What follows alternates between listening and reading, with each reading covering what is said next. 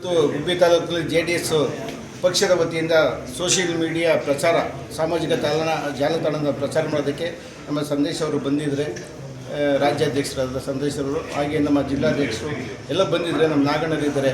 ಈ social media ಅಂದರೆ ಕೆಳಮಟ್ಟದಲ್ಲಿ ಹೊಲ ಉಳುಮೆ ಮಾಡೋದಾಗಲಿ, ದನ ಕುರಿ ಕೋಳಿ ಕಾಯೋವಂಥವ್ರಿಗೂ ಸ್ಪಂದಿಸಬೇಕು ಅಂತ ಒಂದು ಸೋಷಿಯಲ್ ಮೀಡಿಯಾ ಡೆವಲಪ್ ಆದಷ್ಟು ನಮ್ಮ ಪಕ್ಷದ ಡೆವಲಪ್ ಆಗುತ್ತೆ, ಪಕ್ಷಕ್ಕೆ ವರ್ಚಸ್ಸು ಜಾಸ್ತಿ ಆಗುತ್ತೆ.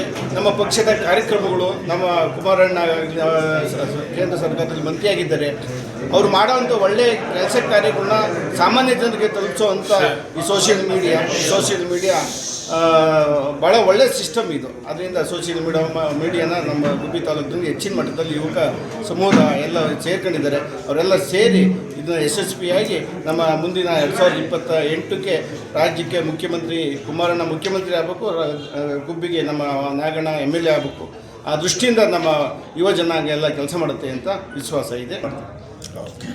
ಗೊತ್ತೇ ಇದೆ, 25 ವರ್ಷದಿಂದ ಇಡೀ ನಮ್ಮ ಗುಬ್ಬಿ ತಾಲೂಕು ಯಾವ ರೀತಿ ಹಿಂದುಳಿದಿದೆ. ಇಡೀ ನಮ್ಮ ರಾಜ್ಯಕ್ಕೆ, ನಮ್ಮ ಜಿಲ್ಲೆಗೆ, ನಮ್ಮ ರೈತರು ಸುಭದ್ರವಾಗಿ ಒಳ್ಳೆ ಇದಾಗಿದ್ರೂ ಸಹ ನಮ್ಮ ತಾಲೂಕು ಹಿಂದುಳಿದಿದೆ. ತಮ್ಮೆಲ್ಲರಿಗೂ ಗೊತ್ತೇ ಇದೆ, ಈ ಕಾಂಗ್ರೆಸ್ ಪಕ್ಷದಲ್ಲಿ ಸೀಟ್ಗೋಸ್ಕರ ಕುರ್ಚಿಗೋಸ್ಕರ ಕಿತ್ತಾಟ ನಡೀತದೆ. ನಾನು ಮುಖ್ಯಮಂತ್ರಿ ಆಗಬೇಕು, ನಾನು ಆಗಬೇಕು. ಆದರೆ ನಮ್ಮ ಸಾಮಾನ್ಯ ಜನರು ಇಲ್ಲಿ ತಬ್ಲಿ ಆಗಿದ್ದಾರೆ. ರೈತರಿರ್ಬೋದು, ಸಾಮಾನ್ಯ ಜನರ ಗೋಳನ್ನ ಯಾರು ಕೇಳದಂತಲ್ಲಾಗಿದೆ. ಮುಂದಿನ ದಿನಗಳಲ್ಲಿ ಈ ತಾಲೂಕಿನಲ್ಲಿ ನಾನು ಆಲ್ರೆಡಿ ಕಳೆದ ಬಾರಿನೂ ನಾನು ಹೇಳಿದ್ದೆ, ಏನೇನು ಆಗಬೇಕಾಗಿದೆ.